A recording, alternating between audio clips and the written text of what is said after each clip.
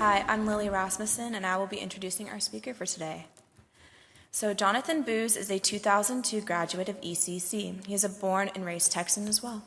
He attended the University of Texas at Dallas. He graduated magna cum laude from UTD's honor program with a bachelor's degree in government.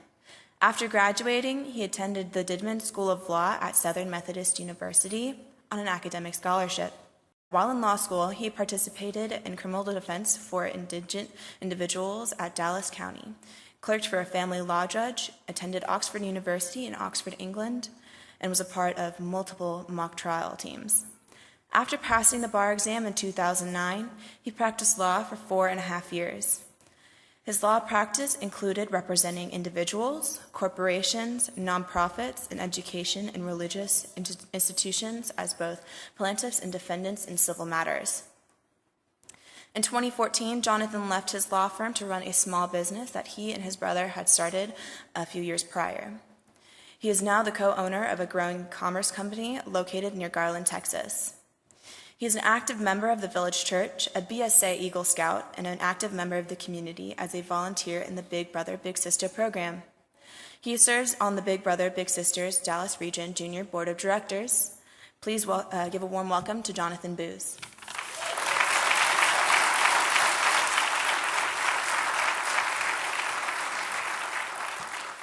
Thank you, Lily, for that very kind introduction.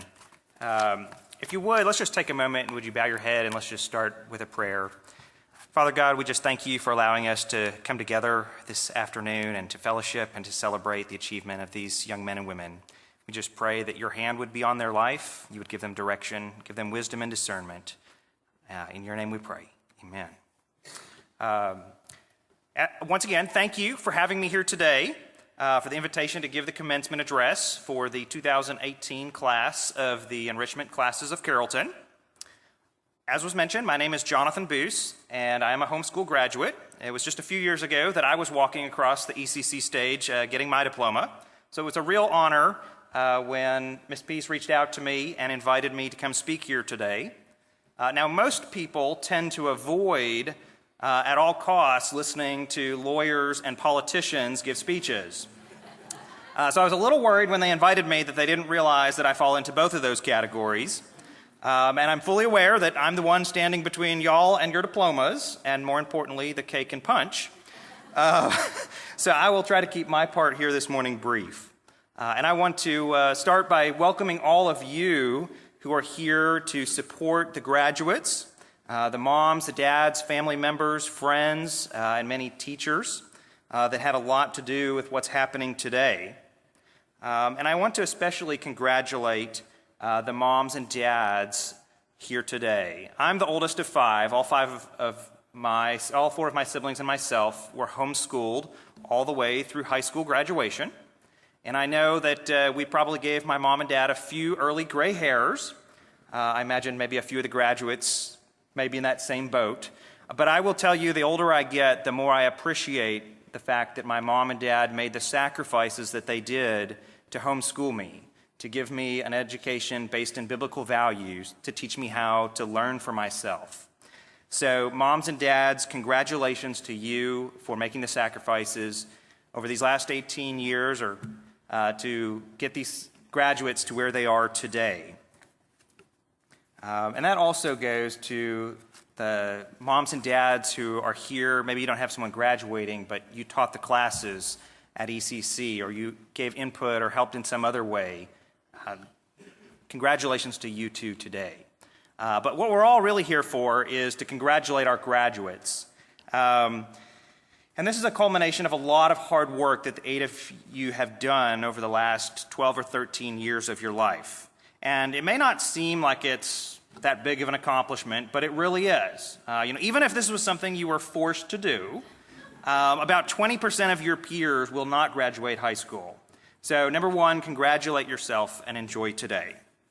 Now this is probably the part of the speech where I'm supposed to segue into something offering words of wisdom or something that you'll remember for the rest of your life.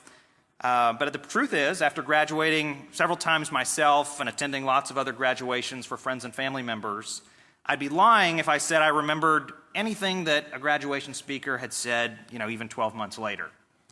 So, with that in mind, I thought I would instead try to speak to a few things that you Ada's graduates can put into practice and do over the next 12 months as you embark on the next chapter of your life, or if you don't have that figured out yet, as you make those plans and come to those decisions.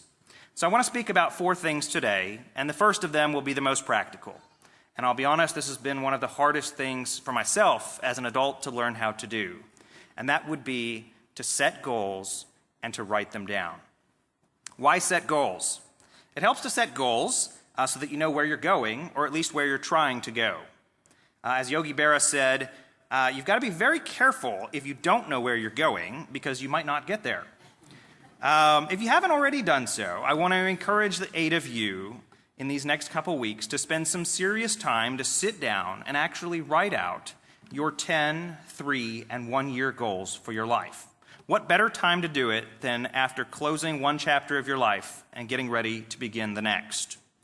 I can't stress enough to you not just to think about this, but actually to pull out a pen and paper, or get on your laptop, and actually commit the goals to paper.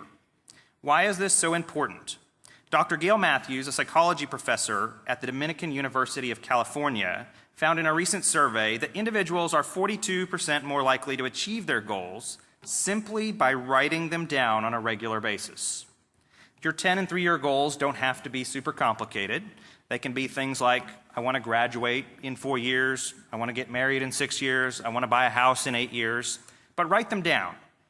These long-range goals will often change, and life often forces us to change the timing of them, but at the very least, you'll have something to get you thinking about, and you'll know what small things you need to do now in the next 12 months to be able to achieve those long-range goals down the road.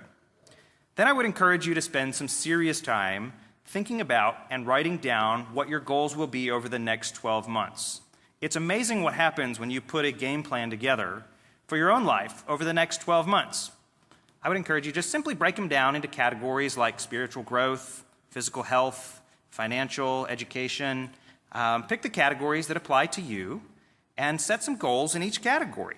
It could be as simple as, I want to make it my goal to read through the entire Bible in the next 12 months, or to have a 3.8 GPA over the next 2 semesters. I'll confess, like I said a moment ago, that goal setting isn't the easiest for me. It's one of the harder things that I've had to learn to do. But when I do it, even as simply as writing down when I get into the office in the morning the things I have to do that day, I find I get a lot more done because I know what's ahead of me and I've broken it down. Second thing I want to talk to each of you about is I want to encourage you to do hard things. Some of you may have read the book Do Hard Things by Brett and Alex Harris. They were teenagers and both homeschooled when they wrote the book. Now, while it may be easy to think that the exhortation in the title of their book to do hard things means do big things, that wasn't the point of their book. In a moment, I am going to encourage you to do big things. That's the third thing I want to talk about. But what do they mean when they say do hard things? In most cases, that means doing the little things, especially the ones that you may not enjoy, but that need to be done, doing them consistently and doing them well. This looks like what probably most of us have seen our parents do growing up, going to work, mowing the lawn, loading the dishes every day. If you're like me, perhaps many of you graduates got to participate in a few of those items as you grew up. As you start the next chapter in your life, the hard things for you may look like choosing to go to bed at a reasonable hour instead of watching one more episode of Netflix, getting up early to go to a class even when the professor doesn't take attendance, or choosing not to play Fortnite for another hour so you can study for class. If you're moving away to school, doing the dishes on a regular basis will probably also be one of those things. None of these things seem glamorous, and I agree with you, they are not. They're small in nature and sometimes unpleasant. But these are the things that over days, weeks, years, and sometimes decades produce real results. In many ways, your presence here on the stage in a few minutes today is a testament to the fact that the 8 of you over the last 12 years have done lots of little, unexciting, sometimes uncomfortable things consistently, and that you've done them well. Now that you're graduating, I would encourage you, double down. It's all that harder to keep doing the little things when someone's not telling you that you have to do them. So get in the practice of doing it and be the one telling yourself that you have to do them. Before I leave talking about hard things and move to big things, I want to ask you to consider for a moment what doing hard things means in the context of our faith as followers of Jesus Christ. Our willingness to obey Christ, even when it's difficult or uncomfortable, ultimately magnifies him. We're communicating to those around us that Jesus is more valuable to us than our own comfort, ease, or safety. In Ephesians 2, 8 through 10, Paul tells us that we're saved by grace and created for good works. Oftentimes, those good works will be difficult or uncomfortable. Perhaps for some of you, this may mean going into a dangerous mission field in another country. More likely than not, for most of you, it means having integrity on your summer job instead of popularity, or being willing to stand up and defend what is morally right in the face of ridicule on your college campus. On that note, the college campus that you're entering is very different from the college campus I entered just a few years ago. The assault that you are facing as young men and women on your traditional moral values, conservative values, and your faith is unlike what we've ever seen in the past. I was so happy to read through your graduation book today and see the verses that each of you chose and the words of wisdom that you passed down to the underclassmen. Many of you could probably be giving this speech today, but I would encourage you, stay strong in your faith and don't be afraid to speak up and speak out. So in addition to writing down your goals and doing the hard things, which are often the little things, I want to encourage each of you to do the big things, to be the man or woman in the arena, to do big things both when you're setting those 5 and 10-year goals and also when they come upon you unexpectedly. It may not be running for office or building a business like what I've done. It may be planting a church in a nation adverse to Christianity, curing a disease, ending abortion, or being the next baseball star. Maybe you know the big things the Lord has for your life. Maybe you do not. If not, pray. Ask that he would give you a heart for the big things that he would have for your life. Even if you don't know what the big things are that he has for you right now, my experience has been that very often at the right time, the Lord puts the big thing in front of you. All you have to do is choose to accept the challenge. I can tell you from personal experience, choosing to embark on the challenge of doing a big thing is not easy. Big things are almost always involve lots of hard little things, like we talked about a moment ago, both before and during their doing. The Great Wall of China wasn't built in a day, but it was built by lots of little bricks. Big things require work, and they often require large personal, time, financial, and emotional commitments. Understandably, it's much easier to sit on the sidelines, to stay out of the fray, to sit on the couch. It's likely what many of your peers who are also walking across graduation stages this month will decide to do. I want to urge you to resist that temptation. President Theodore Roosevelt, shortly after leaving office in 1910, gave a speech in Paris which I think expresses this sentiment better than I ever could. He noted that it is not the critic who counts, not the man who points out how the strong man stumbles or where the doer of deed could have done better. The credit belongs to the man and woman who actually is in the arena, whose face is marred by dust and sweat and blood, who strives valiantly, who errs, who comes short again and again, because there is no effort without error and shortcoming, but who does actually strive to do great deeds, who knows great enthusiasms, the great devotions, who spends oneself in a worthy cause, who at the best knows in the end the triumph of high achievement, and who at the worst, if he fails, at least fails by daring greatly, so that his place shall never be with those cold and timid souls who neither know victory nor defeat. So to you 8 graduates, don't be a cold and timid soul. Be someone who spends yourself in a worthy cause, doing big things, someone who knows victory and defeat. The last thing I want to encourage you with today is that as you're setting goals, as you're doing the hard things, and as you're doing big things, do everything you do to the glory of God. Ultimately, our purpose here on earth is to expand his kingdom and bring glory to his name. And oftentimes, we can lose sight of this, substituting our own goals and desires in the place of what the Lord would have for us. Other times, it may not be entirely clear what the Lord has for us, what he would have us do, and we're tempted to only put in the minimum amount of effort because what we're doing at the moment seems insignificant. If you're in a place where you don't know what the Lord would have you do, again, I would tell you pray and keep moving forward in faith. I know there have certainly been times in my life where I didn't know why I was where I was at, and I didn't know what the Lord had next for me. I seemed stuck. However, as young as I am, I can still look back and see that at each place, the Lord had me at the right place at the right time and for the right amount of time. And that he opened the right doors and shut the wrong ones.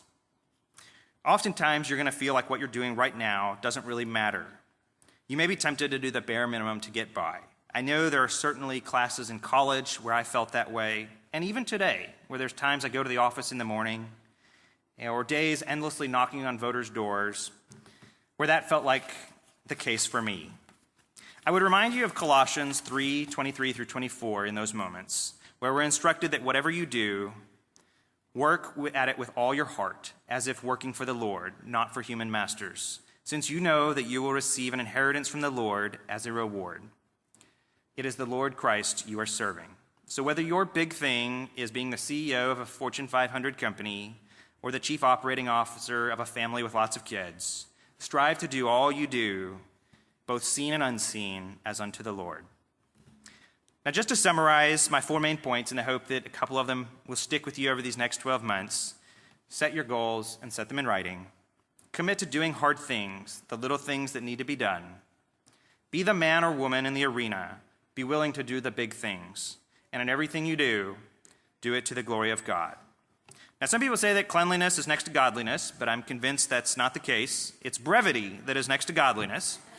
So with that being said, I want to close by thanking you again for the honor of inviting me to speak at your commencement today, and congratulate the 8 of you once again on the accomplishment that your graduation represents, and wish each of you the greatest success as you close this chapter of your life and embark on the next. Thank you so much.